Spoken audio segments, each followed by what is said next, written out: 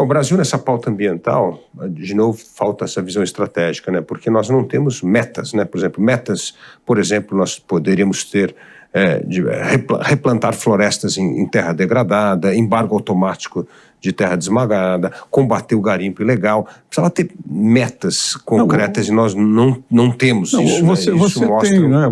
Quando o Brasil assumiu o compromisso de, em 2030, terminar o desmatamento da Amazônia. É um compromisso.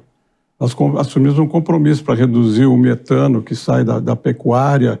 Eu acho que é isso que eu estava falando. Quer dizer, você tem uma política, tem algumas metas, mas você não faz o follow-up. Porque a gente sabe que aqui dentro do Brasil há uma disfuncionalidade entre os ministérios, né? São muitos ministérios, ficam batendo cabeça. Um exemplo concreto, até hoje, nós estamos em outubro, fim de outubro. Em janeiro, o Brasil assume a presidente da COP e ninguém sabe o que a gente vai discutir na COP e ninguém sabe quem é que vai presidir a COP aqui do lado do Brasil. Não há uma decisão. Então, você tem esse problema de implementação desses compromissos internacionais e mesmo aqui domésticos, né? Porque, apesar de tudo, o único ganho que eu vejo importante em relação à Amazônia é que ela entrou na pauta da política interna. Então, você discute, a gente vê nos jornais, quer dizer, a transição energética, né? A transição justa. Isso é discutido, você já tem algumas iniciativas de hidrogênio verde e tal, mas você não consegue aprovar, por exemplo, uma outra coisa que beneficiaria o Brasil, é o mercado de carbono. Não é regulamentado, está há não sei quantos anos no Executivo, no Congresso, e não se chega a um acordo. Quer dizer, você está perdendo essa oportunidade. E isso em outras áreas também, dentro dessa questão do meio ambiente, entendeu? Eu acho que o controle do desmatamento da Amazônia é a principal prioridade nossa, porque isso é que repercute no exterior contra, né, a percepção externa sobre o Brasil, que não há governo, que o governo não põe dinheiro, que não controla a situação. Então, isso teria que ser corrigido. Agora, há uma dificuldade muito grande de você influir, porque, como você sabe, na Amazônia você tem 3 níveis importantes de influência. Você tem o governo municipal, estadual e federal, que é o setor oficial. Depois você tem as ONGs. Tem ONGs muito boas lá que fazem um bom trabalho na área social, na área de saúde, educação. Mas você tem outras ONGs que atuam com a agenda delas que não são compatíveis com o interesse brasileiro. Porque hoje, aqui no mundo inteiro, o que vale é a defesa do seu próprio interesse. Então, você tem certas ONGs que atuam dentro da agenda delas contra o interesse brasileiro. E o terceiro grupo importante é o grupo do crime organizado. Então, você tem essas 3 áreas que estão na Amazônia, quer dizer, duas que não atuam dentro do interesse brasileiro. Falando em interesse brasileiro, embaixador, se hoje o senhor fosse chanceler, recomendaria ou não ao presidente da República ingressar no investimento da Rota da Seda, que a China quer fazer esses grandes investimentos em infraestrutura no Brasil? Isso está alinhado com o interesse nacional ou não? Olha, eu estudei esse assunto. Eu acho o seguinte, eu acho que a Rota da Seda é integrada por 20 países aqui da região. Paraguai, Colômbia, tem mais um que não é membro. Eu acho que se a gente definir o nosso interesse, o problema todo é esse, você definir o seu interesse, né? Você pode entrar em qualquer coisa, desde que você saiba o que você quer de volta. Então, eu acho que no tocante à Rota da Seda, que a gente, como se sabe, é uma iniciativa chinesa para melhorar a infraestrutura global, para permitir o comércio deles, né? Eles estão fazendo isso no interesse deles, né? E vão inaugurar agora um porto no Peru, colocaram 400 milhões de dólares num porto importante, que vai ser um porto que o Brasil poderia utilizar, porque outra vulnerabilidade nossa, há 15, 20 anos, a Ásia, como eu mencionei, se tornou o maior parceiro do Brasil comercial. E nós exportamos para a Ásia via Canal do Panamá ou Sul da África. Leva 10 dias a mais e é muito mais caro. Seria muito mais barato se a gente tivesse uma saída para o Pacífico. Então, se os chineses querem que o Brasil entre para a Rota da Seda, tudo bem, nós vamos entrar. Agora, nós não vamos entrar dentro da iniciativa chinesa, porque a iniciativa chinesa da Rota da Seda tem uma estrutura, eles têm um fórum lá na China. E nós temos uma comissão uma comissão mista Brasil-China, chamada COSBAN, que é liderada pelo vice-presidente da República, que poderia assumir essa função de coordenar a nossa visão. Então, na minha visão, se a gente tornar essa Rota da Seda um tema bilateral, Brasil-China, se a gente utilizar a Rota da China para a gente fazer rotas de acesso a esse porto que vai ser inaugurado, eu acho ótimo. A gente não tem dinheiro para fazer isso, se eles colocam dinheiro aqui e facilitam a exportação de grãos para a China, por um porto que fica muito mais próximo, você pode fazer pelas hidrovias lá do norte e estradas de ferro que chegam até o porto de Xangai, se chama esse porto. E beneficia a China e beneficia o Brasil. Então, eu sou a favor da definição do Brasil que entre na Rota da Seda, desde que esse assunto seja bilateral e que a gente faça projetos de infraestrutura que ligue a saída de produtos minerais e produtos agrícolas do Brasil pelo porto de Xangai. Precisamos definir o que é o interesse nacional. O interesse nacional é esse. A gente coloca o interesse nacional acima de qualquer coisa, mas a gente tem que definir que esse interesse nosso passa por essa independência. Sim. Quer dizer, você pode ser dos BRICS, pode ser da Rota da Seda, mas você não vai se filiar ideologicamente ao que eles significam. No caso da Rota da Seda, você faz um entendimento bilateral e você mantém os vínculos com os Estados Unidos. O segundo parceiro nosso é os Estados Unidos. Ninguém nega que o Brasil é um país do Ocidente. Ninguém nega isso. Agora, nos últimos 15 anos, como eu mencionei, nós estamos dependentes cada vez mais do mercado da Ásia. É uma realidade. Isso vai se agravar, porque com o aumento da população, a maior demanda virá desses países e o Brasil, segundo estudos da FAO, vai fornecer 40% do aumento da demanda. Os Estados Unidos, a Europa vão fornecer o resto. Então, não há como você evitar a Ásia. Por isso que não dá para brigar com a China, não dá para recusar essas propostas. Por isso que eu defendo que vamos continuar nos BRICS, vamos fazer a Rota da Seda, mas vamos definir o interesse do Brasil. Qual é o interesse do Brasil? O interesse do Brasil é ter contatos, ter comércio com todos os países. É como a Índia. Hoje, na minha visão, o país que tem uma política externa mais adequada ao que está acontecendo no mundo, essa mudança que houve no mundo, é a Índia. Vamos fazer como a Índia, ter um pé em todas as canoas. Nós vamos falar sobre Índia, mas eu queria fazer um parênteses aqui de um outro assunto que eu sei que o senhor estuda muito na política externa, que é a questão da defesa. Nós temos dois grandes problemas hoje.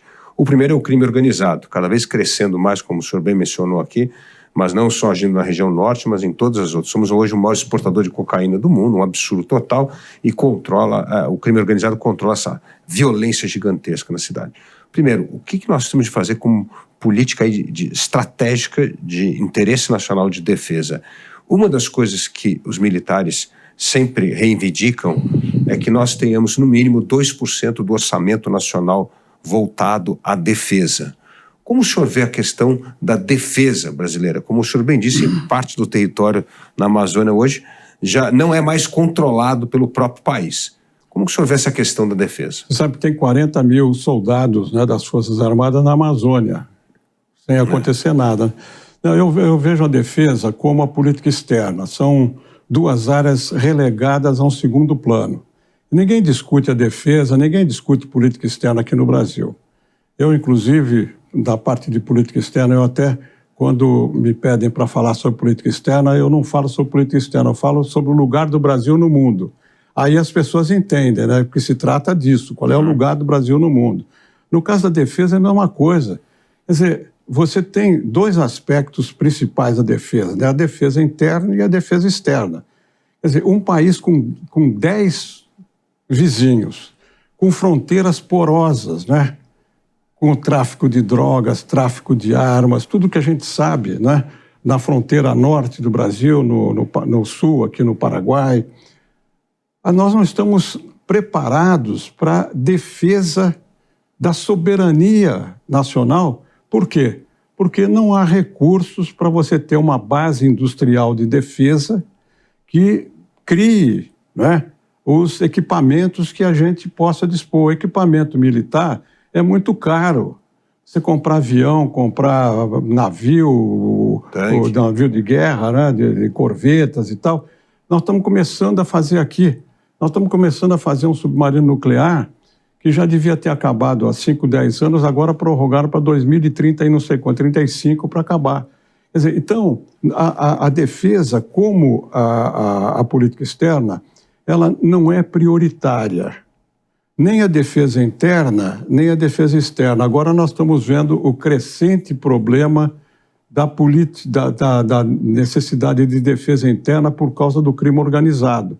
Na Amazônia, no Rio de Janeiro, aqui em São Paulo, na Bahia, em Minas, enfim. Está crescendo essa influência, e não é só o crime organizado no sentido literal, né, de assalto, mas é a infiltração do crime organizado no legislativo, no judiciário, no executivo. O que está sendo feito para isso? Eu acho que o governo, nenhum dos governos recentes, e não é só esse governo, mas nenhum dos governos estava preparado para isso. Acho que foi muito rápido esse crescimento da ameaça, da segurança interna, a defesa do cidadão, e a gente está meio perdido. A gente tem que ter uma política. Na parte internacional, você não tem recursos, você fala do orçamento, o nosso orçamento é 1,2, 1,3%, e a meta seria 2%. Mas acontece que nós temos que enfrentar alguns problemas. Você sabe que do orçamento do Ministério da Defesa, 87% é para pagar pessoal. Então, sobra muito pouco para investimento de defesa. E a política da base para uma base industrial de defesa não existe.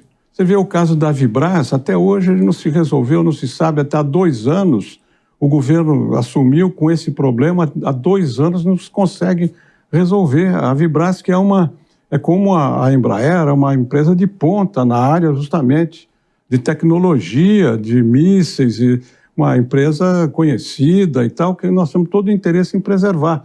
Então, você, como a política de defesa não dá voto, ela não é prioritária. Você sabe que o governo, a cada 4 anos, produz um documento chamado Estratégia Nacional de Defesa e a Política Nacional de Defesa em um livro branco.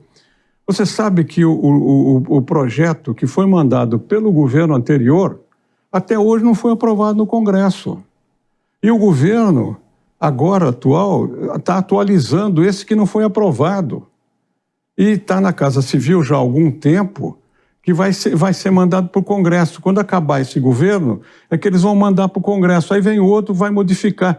Você sabe que a política de defesa nacional e a estratégia de defesa nacional que está em vigência no Brasil é de 2012.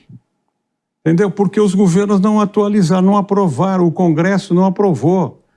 Isso aí mostra o descaso da política executivo e legislativo de uma área que é da maior relevância. Quer dizer, quando você fala em segurança, inclusive eu acho que a gente tinha que desmistificar esse termo, porque a segurança aqui, por causa do governo militar, teve uma conotação muito negativa. E hoje, quando você fala uma doutrina de segurança, uma estratégia de segurança, a oposição do PT vem sempre com a ideia, não, isso é coisa de ditadura, tortura e tal. Mas não tem nada disso agora. Quer dizer, você não fala Conselho de Defesa das Nações Unidas, você fala Conselho de Segurança das Nações Unidas, você não fala a defesa alimentar, a defesa energética, você fala segurança energética, segurança alimentar. Então, esse conceito de os países todos, você sabe, Estados Unidos, a França, a Inglaterra, a Alemanha, sem falar da China, da Índia, eles têm um documento da estratégia de segurança, que é o lugar deles no mundo. Nós não temos esse documento, entendeu? Então, essa questão da defesa e da política externa, cujo interesse é marginal aqui no Brasil, do ponto de vista do país, é muito importante. O problema é que ninguém pensa no país, né? Nós pensamos em tudo aqui, menos o país como uma entidade importante que projeta os interesses nossos. Estava falando do interesse americano. Por que eles não têm interesse no Brasil?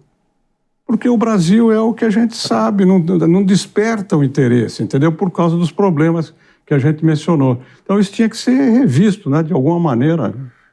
A visão de longo prazo não existe aqui, é só se tem a da próxima eleição. Essa é a prioridade política, e isso prejudica muito o Brasil. Você não tem uma visão de médio e longo prazo, você tem uma visão do governo, do Congresso, né, de detalhes, né? Não há uma visão de país, não vamos fazer isso, porque eu gosto de citar o primeiro-ministro da Índia. Sabe que o ano passado eles celebraram 75 anos da independência da Inglaterra, né? A Índia era uma colônia inglesa, né, do Reino Unido. E o Modi fez um discurso em que ele, entre outras coisas, diz que quando a Índia celebrar 100 anos, daqui a 25 anos, o projeto deles é tornar a Índia um país desenvolvido. Você vê, quem é que aqui no Brasil ia pensar em fazer um discurso colocando um prazo e colocando um objetivo? Ainda mais de 25 anos. O objetivo de desenvolvimento perfeito, né, país desenvolvido, e um objetivo com meta, né, de 25 anos que passa por vários governos, né?